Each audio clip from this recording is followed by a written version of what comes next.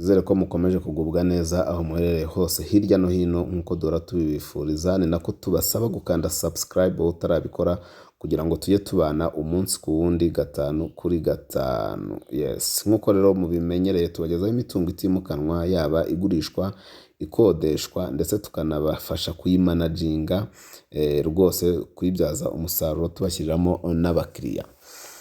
Nkuko rero muri kubireba ku mbuga nkoranyambaga zacu Instagram, Facebook page, Twitter, X cyangwa se kuri YouTube channel yacu nyine iyi ngiyi muriho Nzuri Market, turi kubereka umutungo utimukanwa. Ni inzu nziza iri ku mafaranga make bidasanzwe, kuko iyi nzu igitangaje cyayo no kuri mu kibanza kinini cyane gifite ubuso bwa metero kare 1200 kandi kuri kaburimbo, metero kare 1200 kuri kaburimbo.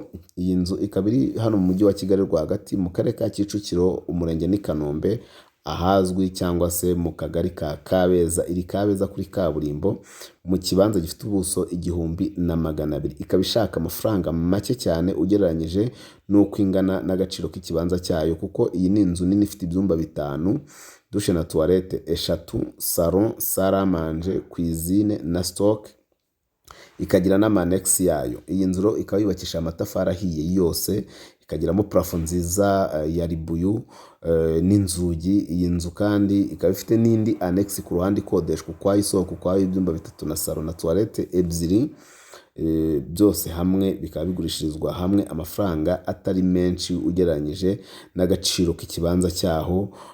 Rero abantu mushaka ibibanza binini mwanze gutura mu buso bwa 300, turabararikira kuza kugura iyi nzu byihuse igihari kuri miliyoni 120 zonyine ziri negotiable. Ikibanza gifite ubuso bwa metero kare 1200. Niko tukwibutsa gukanda subscribe, kanda subscribe, ukore kukazogera, ukore share kugira ngo tujye tubana inshuti n'abavandimwe umunsi kundi gatanu kuri gatanu.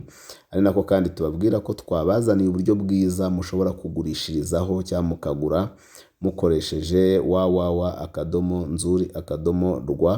hanyuma waba ufite umutungo ugurisha ukinjiraho ugashyiraho amafoto ukavuga details zose, ukishyura amafaranga 20 byonyine ukoresheje ikarita yawe ya banki cyangwa mobile money. Hanyuma wamara gushyiraho umutungo wawe ukawubonera umukiriya bikoroheye, nta mukomisiyoneri n'umwe ubijemo hagati.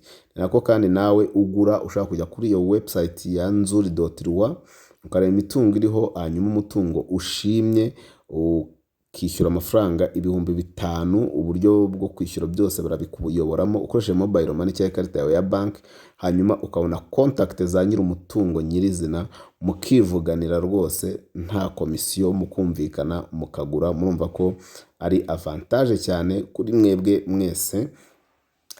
Iyi nzu rero ntigucike, miliyoni 120 uragura iyi nzu.